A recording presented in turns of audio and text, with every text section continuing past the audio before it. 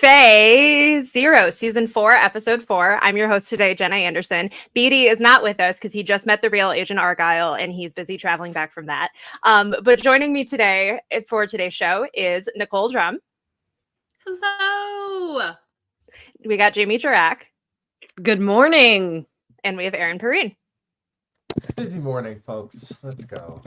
Very, very busy morning. And we were joking beforehand, news might drop while we're on the air at this point with the rate that things are coming out today. But yeah, we have a lot of MCU updates. We have a lot of new things to kind of talk about, including the big news that dropped like within the hour, which is that Deadpool 3 has officially wrapped filming. The news initially came from Dogpool's Instagram account, which I will read the caption that Dogpool gave. And then also Ryan Reynolds subsequently took to social media, posting a very close-up photo of Deadpool. I'm going to say nothing more beyond that. But so Ryan wrote on Twitter, the suit hides the blood, also sweat, but today with Deadpool wrapping, it's mostly tears. A giant and forever thanks to the cast and crew of our film who battled wind, rain, strikes, and at real Hugh Jackman, all under the stalwart leadership of Sean Levy directs. I got to make a movie with my closest pals, and that doesn't happen very often. See ya July 26th. And then Dogpool wrote on Instagram, that's a wrap on my first movie. We worked our pants off, but it was worth it. Everyone on set was the utmost professional, especially Sean Levy and Hugh Jackman, and a superhero big bow wow wow to the entire crew. No matter the challenge, you rose to the task and made it look easy. I wouldn't change a thing, except maybe one person who was a little extra to deal with. But don't worry, I've forgiven him. I've even left a little special warm personal gift in his trailer. So Aaron has a theory about that. Take that away first and foremost. Anytime you mention the trailer and all of the maximum effort cinematic universe stuff, always is very on the nose. They're very on point. I think you can expect the dog in the trailer for sure. Like, there's no way you're gonna get Hugh, the dog, and Deadpool in the trailer. And I don't know what else. Who knows? The sky's the limit for this movie, but you're definitely gonna have like a dog pool moment in the trailer for sure. I like that, and I believe it because, honestly, especially if this is a Super Bowl trailer, which we'll get into the specifics of, but like having Dogpool, I feel like immediately gets the people who might not be as familiar with this movie or might not even be aware that it's out. They might immediately get endeared to it. But like Nicole, Jamie, what do y'all think? Oh, I 100% think we're getting the dog in the trailer. Like they'd be dumb not to put. I mean, everybody loves dogs. Everybody. And if you don't love dogs, we can't be friends. But yeah, I think dog is definitely coming in the trailer. Aaron's right, and when he's right, we should all I don't know, give him points or prizes or something for that, because 100%. I mean, there's so many things that we are hoping are surprises, and Dogpool is something they've announced on their own without getting leaked. So it, like, of course, why not put it out there? Absolutely. Ryan reflects in the chat is like Dogpool is the real Agent Argyle. This would not surprise me at this point. Yeah. And to Jamie's point, there are a lot of spoilers out there. I know we've written up a couple for the site in terms of like set photos and stuff. We will not be talking about the specifics on the show, but be careful because there is a lot that is out there. And yeah, the rumor, kind of the expectation that people have is that we might get a trailer during the Super Bowl. So do y'all think that's the case? And if so, what do you want to see beyond Dogpool? I don't want to see a lot. Mm-hmm. That's all. Just give me a little sprinkle, a little taste, but not much. I frankly want to see nothing that's actually in the movie and just like hilarious, stupid banter, because that's on brand for Deadpool. And I think it will remind people how funny the first Deadpool really is. To be perfectly honest, I have sort of like forgotten most of the second Deadpool. It's just the way my brain works, but the first Deadpool is like a core memory for some reason for me. I think to do dumb funny banter is going to get people even more amped than seeing anything, and then maybe like a really weird smash cut of like the crazy chaos. And I know there have been like all these crazy rumors that Taylor Swift is, I mean, if they just threw her in randomly in the trailer, that would be wild, even if she's not in the film. And I think just the most level of chaos they can give us is going to get people going, man, butts in the seat. And that's what I want. I want madness. Give me madness. And if Hugh Jackman sings, all the better. I agree. I know I've said on the show before, I think there's a version of this that doesn't show any actual footage and is just the two of them sitting in Ryan Reynolds' house, like on the couch, just talking. And that sells the movie for people as well. But Aaron, what do you think? I was in that camp, but I just don't think with the way these trailers have gone, they're going to have the restraint to do the Ant-Man ham boning thing with the Deadpool thing. Even though I want that because it's funny, I think you're probably going to get a little bit of introduction, and then, like you said, a rapid succession of weird images of things exploding from it, and maybe you'll be able to glean some of the weird stuff going on in the movie from that. But yeah, I'm thinking we're going to get like the biggest announcement trailer probably of the last 2 years was him sitting on the couch and they'd be like, Hugh, you want to be a Deadpool? And then the entire internet went insane. Nothing was actually shown, just like both of them sitting there. And then what wasn't the second follow-up clip? Them just describing the plot of the movie with no sound and like miming it. Yep. Look for something like that. I even if you just did the same thing and had him come down in the mask, like the Wolverine mask, internet 10 out of 10 people losing their minds. Yeah, you're so right. Also, just rule of threes. Like, we need 3 of those videos in the All Too Well house of them just talking about the movie. Yes. Yeah. So pivoting from Deadpool, even though I probably at this point there might be more Deadpool updates before the end of the day with the way that everything is going. So we have a Daredevil Born Again scoop that broke earlier this week. Comicbook.com's own Adam Barnhart talked to a source who revealed that Wilson Bethel is back as Bullseye in Daredevil Born Again. How much of Daredevil do we think is coming back at this point? Like, this kind of confirmation, and there's reports saying that Foggy and Karen are back. How are we feeling about that? I'm feeling like I need to go back and rewatch the Daredevil on Netflix, to be perfectly honest, because this feels like they're just like bringing that back and putting a new name on it and just tweaking some stuff. That's really what it feels like at this point, and I'm not mad about it. But I feel like very much like I need to rewatch it to get the vibe. So I don't know. I really want all this stuff to be true, because I remember when that show came out, how crazy people were for it. I mean, we all remember the Save Daredevil campaign. Like, it was a good show, and I feel like they're just importing it and just maybe polishing it a little bit differently. And I'm kind of excited about it. I don't know. I need this to be real. Jamie, Jamie, I know you're in the middle of watching it, so I'm very curious. Yeah. I haven't gotten to Bullseye yet, but I'm really glad that I've begun this journey. And to me, I think I need to just continue the whole Defenders verse and fill in the gaps I have not seen. As I've said many times, the only show I've seen all of is Jessica Jones, and it really feels like that's it. And then there are some questions, but they haven't done anything yet that completely like negates anything. So why not? It's what people want. It seems like the smartest decision. I don't have very strong feelings about it personally, but it seems like the smartest way to go. I agree. I'm very curious about the Bullseye of it all, because like the costume and everything. I know there was kind of some debate about the costume he wore when he was in Daredevil. I also just like Colin Farrell's Bullseye is so good. Like, I know we talked about this when we revisited Daredevil, but like that he was so he ate, like, he understood the assignment to such a degree that I'm very curious to see what they're able to do with Bullseye if he's actually wearing his costume and being more comic accurate. But yeah, Aaron, how do you feel? I'm going to just comment this to be like, put some respect on Adam Barnhart's name. Goodness gracious. Yes. He beat a lot of people to this, and I'm in awe of how weird these cell phone chats with all these former Netflix Defenderverse people must be. It's very funny. I like Jamie. I don't have a ton of personal feelings about it, honestly. But I mean, the people want it to basically be Daredevil season 4, and it still probably isn't going to be that, y'all. But it's going to be as close as you could possibly get, and I suppose that's going to be good for a lot of people. That's the one thing I'm worried about, is like that these updates might be setting people's expectations a little too high, which they were already really high. Like the second that this show got announced at Comic-Con. So I'm hoping that they can balance that and people can go in with an open mind.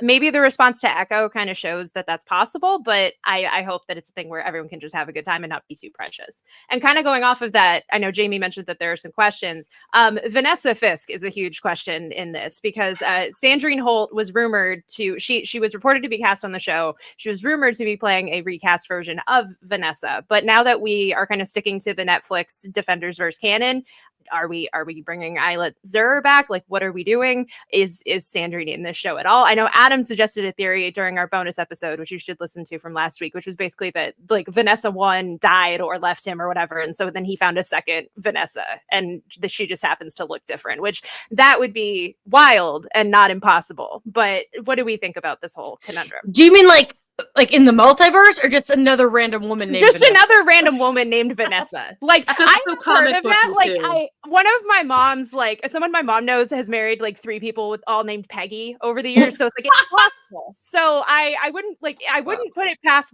Wilson Fisk to be like, I'm just gonna find another Vanessa and make her my second wife. But I don't know. What do we think? I I mean, too that enjoy does sound Steely like a Dan. thing. Oh my gosh. Steely Dan got brought up during one of my episodes and it wasn't even me saying it. Like that's impressive. But yeah, we'll just have to wait and see because I think like there's a lot of questions still with Daredevil, but I know the internet is having a lot of fun asking those questions and trying to answer them. So kind of pivoting to a completely different thing in the multiverse. Aaron, take it away.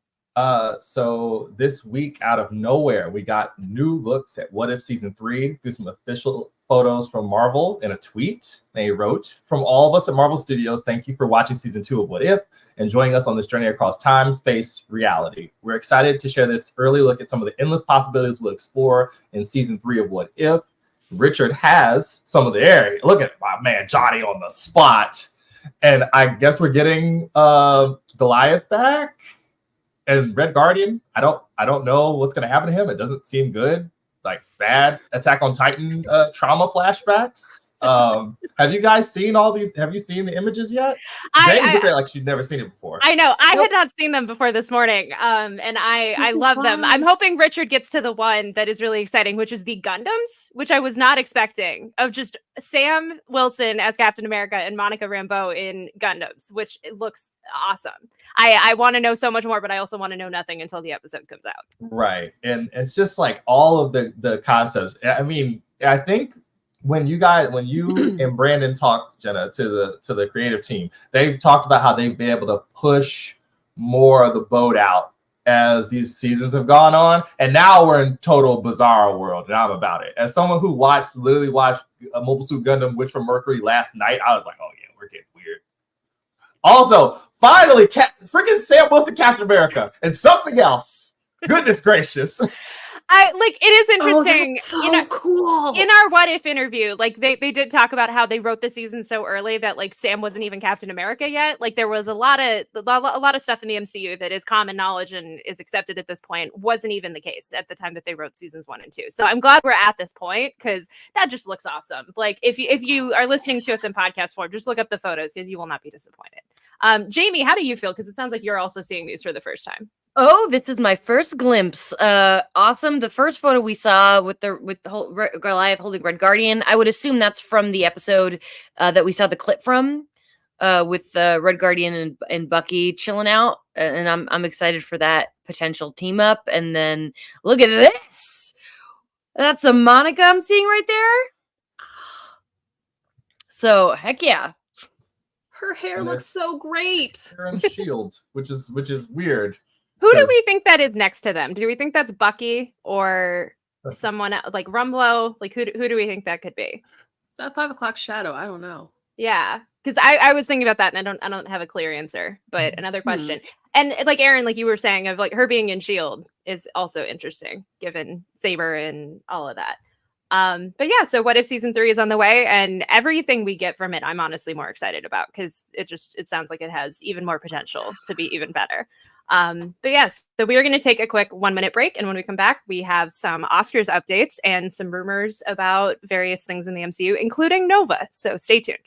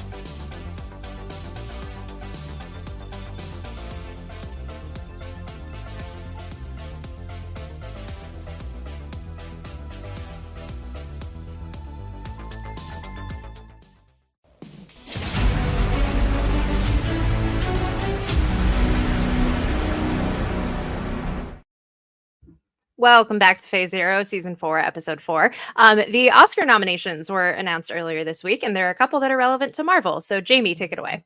Oh gosh, you know me, I gotta talk about the Oscars. We got some Marvels here. Guardians of the Galaxy 3 was nominated for Best Visual Effects, which, yeah, cruel to see.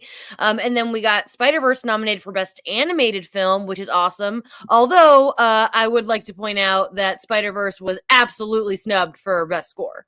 The Best Score lineup is a choice. I'll say that.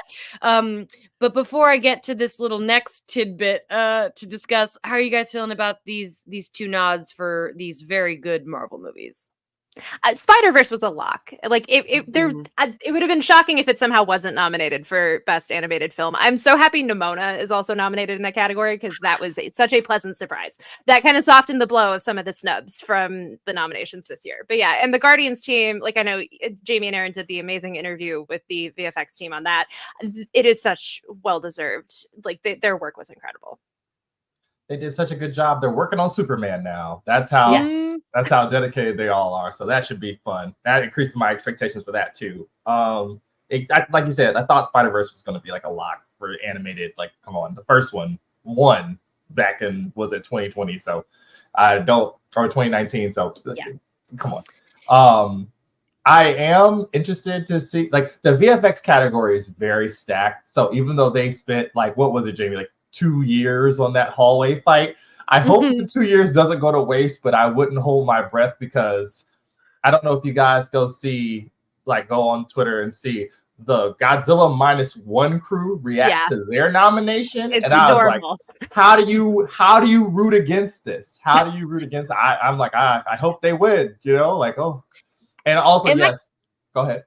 I was saying, I'm correct in thinking Marvel has never won this award. The MCU has never won VFX before. Ooh, I don't know. I don't know, actually. I don't know. I don't know. No MCU movie had won anything until Black Panther won 3, and that was one of the 3. That was costumes, production design, and score. So, and nothing had ever won before. I don't think Marvel's ever won the VFX. I looked it up and I'm not seeing any indication that they've ever won it. They've been nominated constantly, but they never win. They've won for costume, which is not even remotely the same thing. But yeah, you're right. The last superhero thing to win was freaking Spider-Man 2, I think. Wow. Which is nuts. That's crazy. Insane. And I don't know if this is their year either. I mean, the whole thing about them that Oppenheimer didn't qualify is ridiculous. Oppenheimer absolutely should have qualified for this award. But if that's a whole thing to Google in terms of making sense, it's really wild. Any matter? But that does open up. But I don't know. I don't think it's a luck. I also think Spider-Verse has some big competition with The Boy and the Heron. Miyazaki's was the last film. Spider-Verse lost the Golden Globe, so we'll see. It's going to be an interesting year. Don't be falling for Japanese Brett Favre. He's not retiring. He's going to make another movie like 2 years from now. Like, it's a wonderful film. And I'm a big fan of the Grumpy Man. But he's not retiring. He is not retiring. You know that. You just called Miyazaki Japanese Brett Favre. I love it. I'm going to go away. I'm going to retire. Maybe I will. Maybe I won't. And he'll be back. And the next movie will slap too. Stop. That is true. Yes, I do agree with Aaron. It has been like 3 times. I do agree with Aaron about the Godzilla of it all. I highly recommend watching that video because all the little Godzilla figurines on the table watching the television as the nominees were announced was the best thing I saw all day. It was so good. But yeah, I have to root for Godzilla. It's so good. Godzilla -1 is amazing. But yeah, keeping the awards thing going, Jamie also has another tidbit, another first for the MCU. Oh gosh. So Quantumania is nominated for many Razzies. And before I read what they are, I'd like to preface that I'm not a fan of the Razzies. I think they're mean in bad faith. But I also want to say that when the Razzies were announced, so many people on Twitter were like, if you think Quantumania is one of the worst movies of the year, you didn't watch movies this year. I watched 75 releases in 2023 and over 500 movies in total. And Quantumania was in my bottom 3 of the releases. So So I'm sorry, Quantumania does deserve, not that I think anything should be nominated for this award, because I don't think it should exist, but since it does exist, yeah, I'm sorry, Quantumania deserves to be here because it's a bad movie. But so it was nominated for Worst Prequel, Remake, Ripoff, or Sequel, Worst Director, Michael Douglas and Bill Murray for Worst Supporting Actor. I don't know if I agree with. And then as Jenna wrote here, or maybe Aaron wrote this. It The was Razzies me, yeah. stink. Okay, the Razzies stink, but it's worth mentioning because the MCU has never been nominated before, and that is really interesting. And the fact that it's never been nominated until this movie really is satisfying to me. Someone who has said many times that Quantumania is literally the only MCU movie I don't like. So I feel validated, even though I'm saying one more time, I think it's wrong, and I think it's mean. And what do you guys think? I agree. Like the Razzies were fun. They used to be very like culturally interesting, but now it's just kind of gotten a little bit more mean-spirited. But it is still kind of unprecedented that the MCU is now so nominated. I like looking at the nominees. Shazam did not deserve to be nominated as many times as Quantumania did, but it also got 4 nominations, which is kind of wild to me.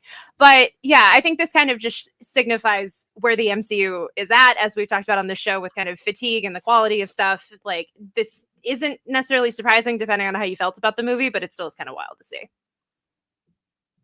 I agree. It's just definitely a reminder that, hey, maybe we need to take a breath here. And but I also just think the Razzies are straight up bullying at this point, and that's not cool. Bullying's wrong. The first time I ever became aware of this institution, it was 2004. Yeah. When Halle Berry got nominated for Catwoman, and I haven't Yep. paid attention to it since, and I haven't paid attention to it now. When we talk about media consumption and resources being used and stuff, I'd like to take this time, instead of talking about an award that does not matter, I wonder what the budget of making Razzies trophies, throwing the show, and whatever else could be done to bolster all those people who got fired at the LA Times this week instead.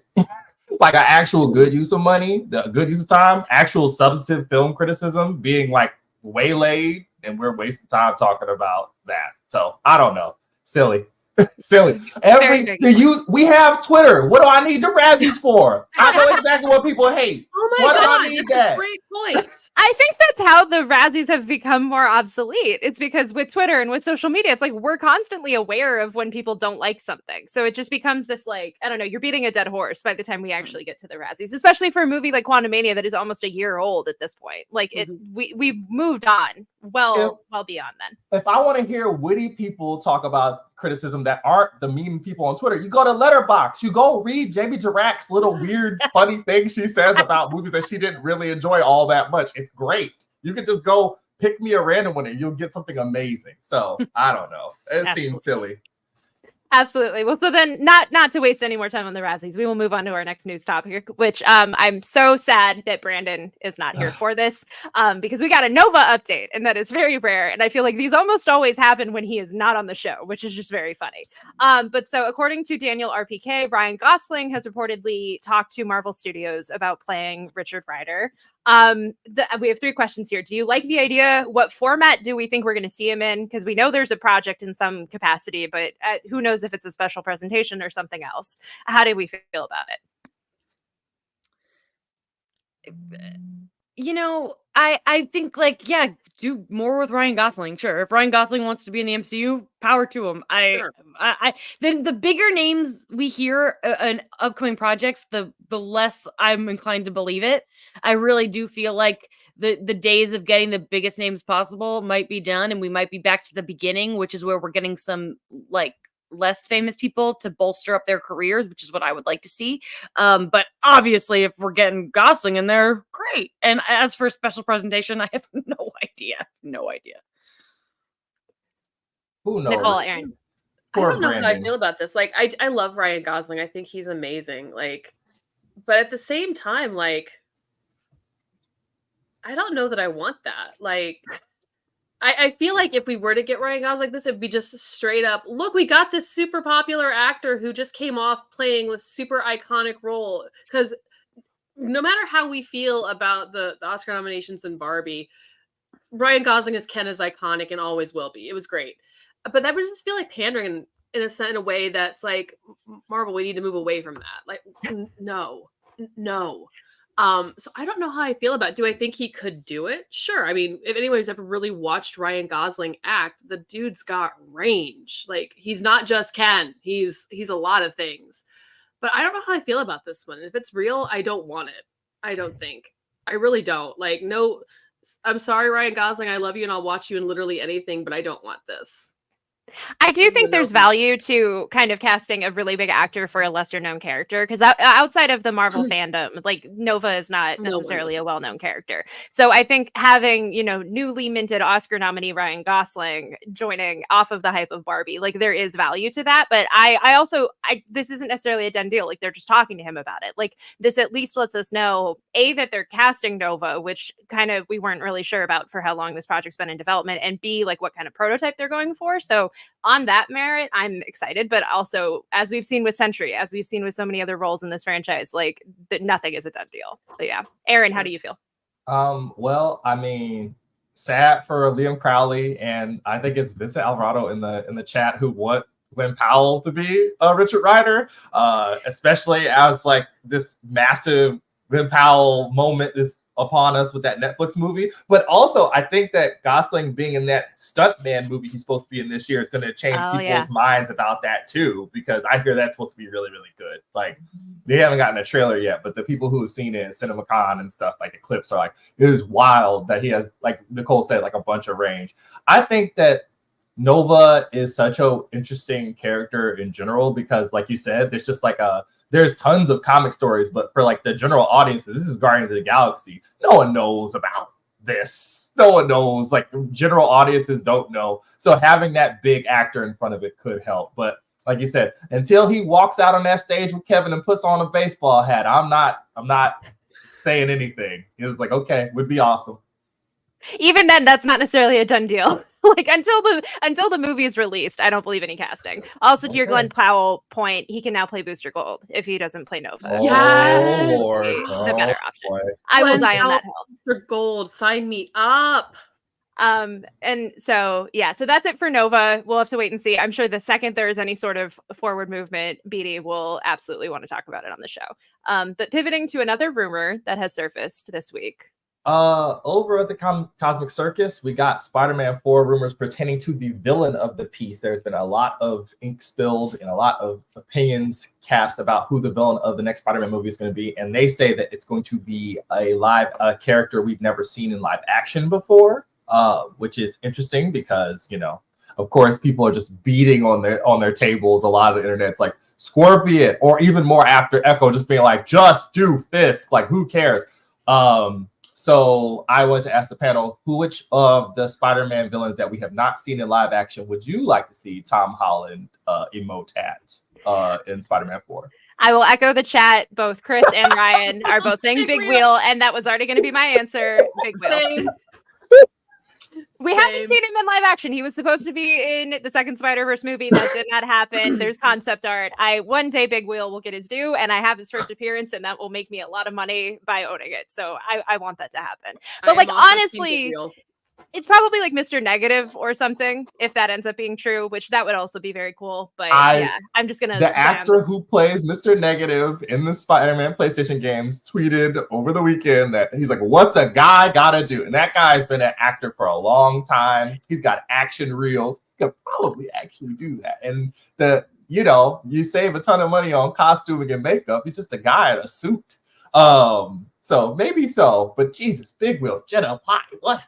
We're talking about, you got the cast like, like, I don't even know as the person for people to be like, oh yes, I'll take Big Wheel seriously. Literally anyone. It would be great. It just needs to happen. Jamie, Nicole, what villain would you like to see? I mean, I just don't believe this movie exists yet. So, like, rumors this deep, I'm like, okay, whatever. The movie hasn't been announced, so I have no idea.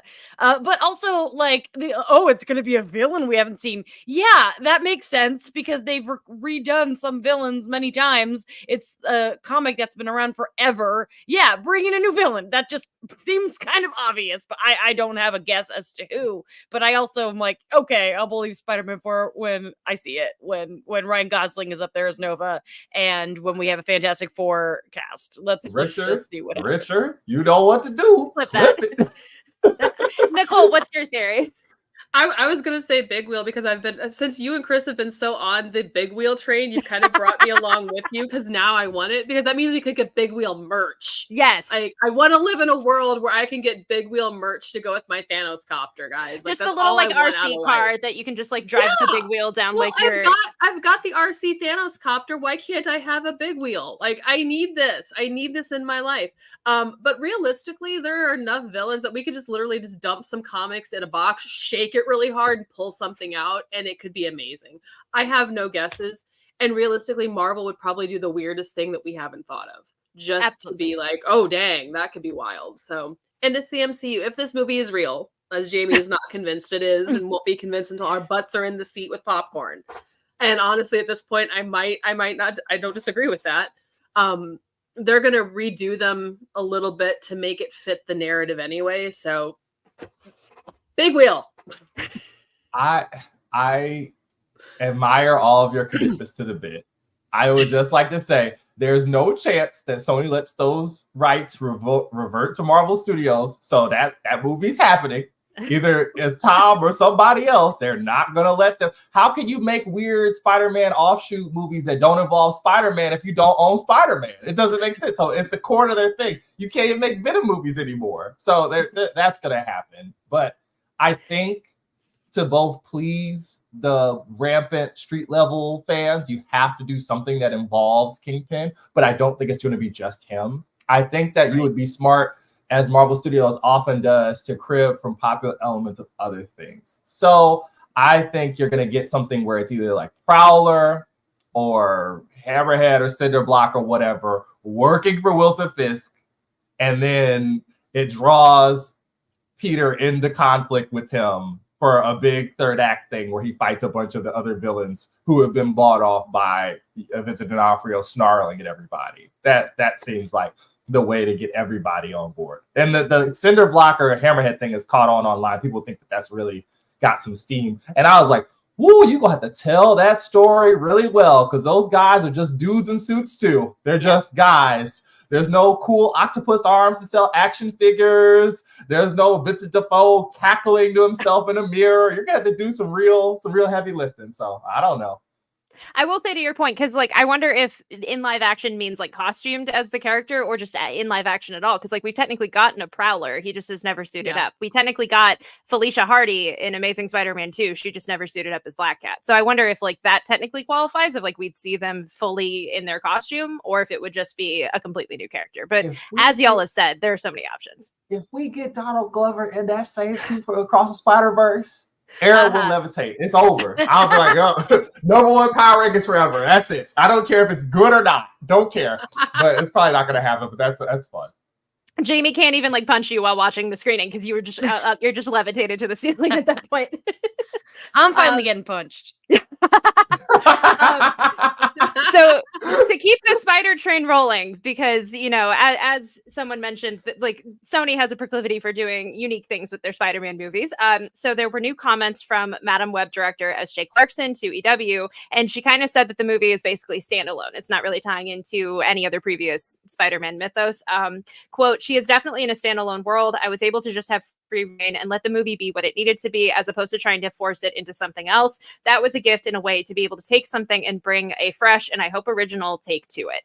So people had a lot of reactions to this because I know the theories of, you know, it being set in the mid 2000s, people were like, oh, Toby's totally going to show up, or there's going to be some sort of tie to something. And now it sounds like there might not be. How do we feel about it? The rumor that they were going to have these guys in there and then they were like, oh, wait, it takes place in 2003. That doesn't make sense is so funny to me. If that's true, they just like they just forgot that time math exists, is hilarious. I mean, no part of me thought any of these guys were showing up. They haven't in the other movies. So it's so weird. All of this is so weird. Matt, I'm excited for this movie just to see like what it's going to be. But I think this is doing Morbius numbers. I really do. The projections are lower. Oh, wow. They are. Like 30 mil. Hey, all I know is maybe the spider dudes are, you know, researching spiders in the Amazon with mom. Absolutely. Maybe that's where they're at. Just saying.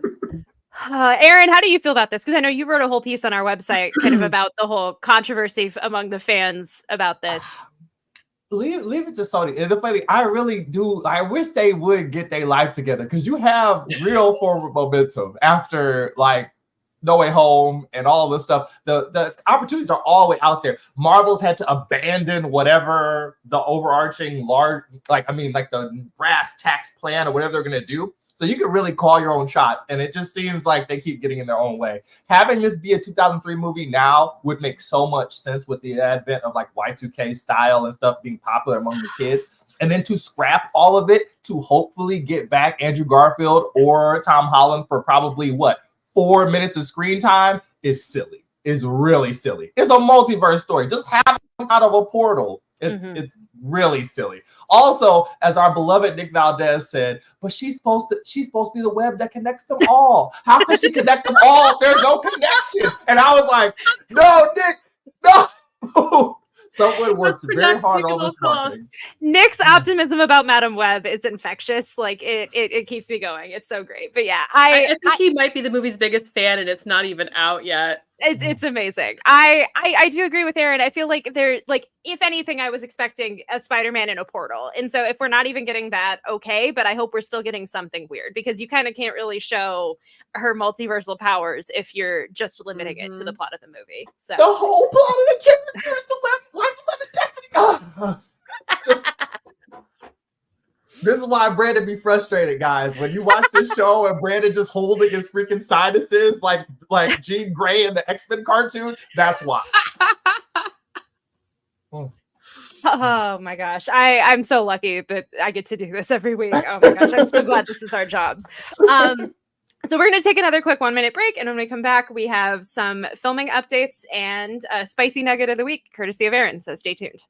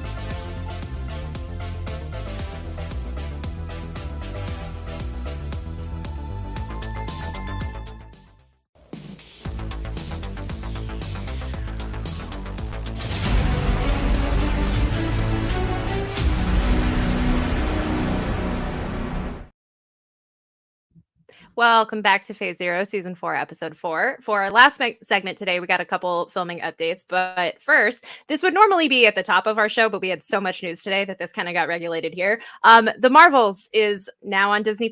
How do we think it'll perform? I know we've debated about that a lot once the movie first came out in theaters, but how are we feeling? I think it's going to do really well because a lot of people didn't see it in theaters. And when it comes down to it, new movies that are streaming do well. And I really do think that we're going to be surprised or not surprised, and I should say, and I think it's going to crush, and I hope I'm right. I agree. I think the movie's going to do really, really well now that it's on streaming. And Jamie's right. People didn't necessarily see it in theaters, and there were a variety of factors that went into that have nothing to do with the quality of the movie. And I think that when people have the opportunity to sit down at home or wherever they consume their streaming media, for me, it's at home on my couch, but for other people, maybe it's, on their phone or whatever. I think it's going to do really, really well. And I think people are going to come out of that with maybe a completely different opinion about the movie because it's great. It's a great movie. I want to add, it's not out yet. It's coming out. I was just about to say. Yeah. February 7th is when it's out. Time is a flat circle. Yes, it is. Last circle. I've had here's your record-breaking highest Disney movie premiere since Wakanda Forever thing prepped for a month and a half, looking at cashing out on that ticket like a parlay, to be honest. I mean, when the high quality images of it hit on Twitter 2 weeks ago of Beast, and all these people were like, wait, what? I was like, yeah, it's going up. I mean, there's a bunch of families with small children that didn't go, or for a variety of reasons, or they just were like, paying that much money to go to the theater at that time. It's gonna be funny. We're gonna have that conversation. Thank goodness Brandon Davis will be here. Little girls alone. Little girls are just going to be restarting and rewatching this movie over and over and over. I know, absolutely. People who like cats are going to be restarting that movie over and over. I hope it is a rising tide lifts all boats situation where, like, after Echo came out, people, like, there were reports saying that, like, all of the seasons of Daredevil and The Punisher and Hawkeye, like, also had higher streaming numbers in relation to Echo. So I hope it's a thing that once the Marvels hits Disney Plus, WandaVision and Miss Marvel, like, just go through the roof and have spike again, because I'm sure that is also a huge part of it too, of like, oh well, we just want to wait and see, and then once you actually do, you're like, oh, I want to go back and watch Kamala's origin story, or I want to see what's up with Monica. So here's hoping. Like, I hope that the discourse can kind of change and that people can recognize the movie for what it is once it's on streaming. But yeah, speaking of another streaming project, Erin has an update with that.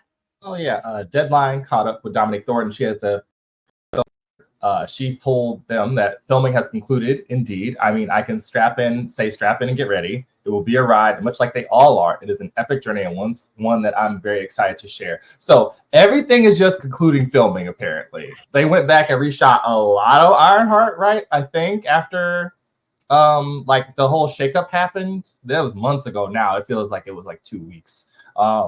Everybody excited. I know it's probably still going to be 2025, but it's nice to hear that, okay, we got filming done. It's still coming out, you know. I still can't believe it's not coming out this year. That is just crazy to me. That it's been, I feel like, done for so long, and it's still, we're not getting it. I'm ready. I want it. Come on. I mean, you saw footage at D23 when you went to D23. That's true. That was years ago. Jamie went to D23, in case you weren't aware. Yeah, I barely remember. It was so long ago. But I agree. I hope that this show ends up being worth the wait. I have a feeling that it will be, but the fact that we have to wait this long just sucks, because I think this is the type of project that could be really delightful. It's also like I've wondered already how much work they're going to have to do to kind of reintroduce Riri as a character, because by that point, a lot of people won't have remembered that she was even in Wakanda Forever. So I'm very curious to see how they kind of like reintroduce her to the masses. Yeah, that was my thing. It's like, by the time this finally gets here, it's gonna basically have been like an entire lifetime in like entertainment years since we've seen her. And how are we going to get people to be excited again? Because when we saw her in Wakanda Forever, people were like, oh yeah, let's get to Ironheart, let's do this. That moment's passed. How do we get that back? And I'm just glad that we're getting updates that remind us this is still coming, because it's easy for this stuff to just fall off. And admittedly, until we got this, I had forgotten about it. And I feel bad about that, because it's been on one of the things on my list of I really want to see more of this character. So I'm just glad we're getting these updates and we know that it is still coming. It is going to still happen. I just don't want to wait until I'm like in the nursing home for this at this point, because your girl's old. I'm so old. So another filming related update, courtesy of Jamie. Oh, Mr. Sebastian Stan talked about how he misses Marvel while chatting with Variety. He said, I'm excited. I'm going to go back basically in a month or so. I've missed it. It's a great cast. The batting average is so high that it's difficult to always land everything right away. It's always been a great experience. With this one in particular, I think there's a lot of good things. And obviously he's talking about Thunderbolts, and I'm excited. I'm so excited for this movie. This is, I'm hyped, and it sounds like Sebastian Stan is hyped. So good for him.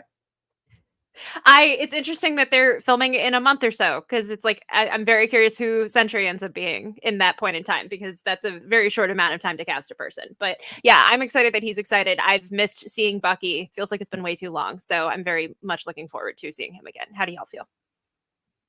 I mean, we all miss Buck.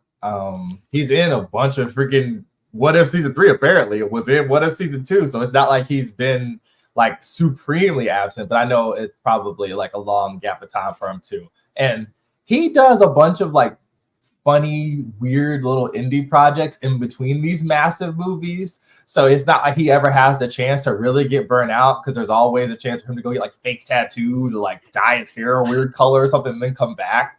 I am curious. Him and Harbor have been the most adamant about, oh, you guys are really going to like this movie. So it's nice to see a favorite getting back in and being like, you know what, I want to go back to summer camp. I'm bound for it. Nicole, how do you feel about his comments? Having a good time, and he's ready to go back. I'm willing to be like ready for it as well. And it'll just be like you said. It'd be good to see Bucky back. I'm excited for it. He's a favorite. You can't get past that. He's a favorite. Let's do it. Let's have some warm, happy nostalgia from some of our favorites from the earlier parts of the MCU, and I'm good for it. And then immediately throw them into a perilous situation. That's right. So, Yeah, because that's how you do it, Jenna. You take your favorites, you throw them in the chaos, and you watch the madness happen. That's the perfect recipe. I'm Absolutely. a That's a movie. You described a movie. That's literally the movie. That's literally the movie. All right, and then to wrap things up on today's show, we have another Aaron Spicy Nugget of the week. Take it away. Oh, fun. This time, it's actually a blast from the past. So as I was goofing around the internet, I saw Alex from My Cosmic Circus like tweeting about a thing they discovered in Thor Love and Thunder's post-credit scene. And I was like, wait, what? Like, what do you mean? You know, Brett Goldstein was there. What are we talking about here? And it turns out on the Disney Plus version of the movie, you can see when you brighten it, when Jane Foster descends down into Valhalla, you can see the freaking tendrils of the timelines, and they don't completely look like. There's some discussion of whether or not they've edited it to look like the Loki holding all the timelines together. So you can see all of the multiverse from Valhalla. And we all assume, especially after last week's comments, are that Natalie Portman wants to come back to be Thor again. She still has a hammer, apparently. Will Chris Hemsworth get to see Loki in Thor 5? Because if he goes up there and there's all this stuff with the timelines, because, I mean, he has to go get Jane. I mean, like, that's one constant thing in a lot of these movies. She was like so absent from the third one, and people actually liked that's the funny thing. I think people are coming around on that movie too, because that thing broke all those Disney Plus records once it was available on streaming too. So are we setting up a weird moment where the brothers finally get to see each other? And my favorite thing of they're gonna hug and it'll be wonderful to see the two of them better, and then Tom Hiddleston be like, there's something I didn't mention to you, because no one knows about any of the stuff going on with the multiverse stuff except for him and Paul Rudd eating bad-looking ice cream cake. Those are the only two people who know anything going on. So does this imply that there's only one Valhalla, not one per multiverse? So like every single person who believes in that, because we all know there are like 25 afterlives. So there's only one afterlife of this thing, but it can apply to any multiverse that believes in that afterlife.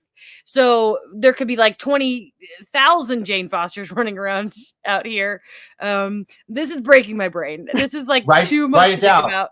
Write it down. Oh, that's so complicated. I do feel like I would love to see Loki and Thor be reunited, and it'll be tricky though, because the second Thor sees Loki, he's gonna think he faked his last death again, and then you have to really explain a lot. And how do you do that? But I would be sad because their days are numbered. They're not gonna keep doing this forever, and it would be sad to never see them together again. So I would like that. But oh my God, things are getting complicated. I agree. This is very spicy because the implications of this are kind of wild. But I do agree. I think I really want a reunion between the two of them, and I really want kind of Thor to acknowledge like Loki's purpose of, holding the world tree together. I think that there's a moment in that could be really poignant and really beautiful. But if we don't get it, that's okay. But I think it would be a really cool thing to see. Nicole. I think it'd be. I think we definitely need some. Even though we don't see it, some sort of mention of some sort of like brotherly closure there, and maybe Thor being real proud of his brother because he's done the dang thing. But now, thank you, Jamie. You've broken my mind about the idea of a multiverse of an afterlife, and I don't know that I'm going to be okay. I don't think I'm going to be the same person coming out of this conversation that I was going into it. So thank you, Jamie. Thank you. Anytime. Oh my Really. God. Well, on that note, Can I Aaron, go add ahead. sauce to the spicy nugget? Yes. That would also imply that in Thor 5, Brett Goldstein's going to kill Thor. That absolutely would imply if he has to go get her from the afterlife, he could just murk him. Oh, you're right, because my you God. can't just walk into Valhalla. Yeah. You have to can't die be a in living, breathing service. You have to die. That's the only way you get into Oh. Valhalla. That's like Right. across every possible version of it, both like mythologically, historically, and fictionally. You cannot be a living person and go into Valhalla. You have to be dead. They're gonna do a Flatliners dude. thing with Thor. He's gonna go to the Flatliners school. Write it down. I know. I need all of this. So when Thor 5 comes out in like 2030, we can go back and see if we were right or wrong. Oh my gosh. Oh, well, now that all of our brains are broken, I think it's a perfect note to end this week's Phase Zero on. I know. I love these Aaron Spicy Nuggets. I think this is really excellent segment. I think this is my first Aaron Spicy Nugget, and I'm like, Yes. I am unwell. They're not I just just call my metaphysical usually. therapist. They're not usually making you question, reality and existence and all of that. But they're I'm it's a gonna great need to little call my segment. therapist. Thanks, Aaron. Oh, well, I'm sorry. You can build comicbook.com. You can build Mr. Nick Elodian. The building department. Well, Aaron, you're on the big board. What do you have to plug and leave the viewers? Okay, it's at Summon Lincoln Hornet on Twitter. I'd like to recommend everybody go read Jenna's Madam Web explainer if you want to actually understand the character and then be horrified if anything goes wrong later this year. Also, I'd like to thank Jamie Dirac for agreeing to go with me to a horror movie. That's right, Aaron is actually going to go try to go consume a horror movie in a theater, which I don't know. You'd have to go back to like probably when Madam Web is set for me to have gone to one. To see I Saw the TV Glow.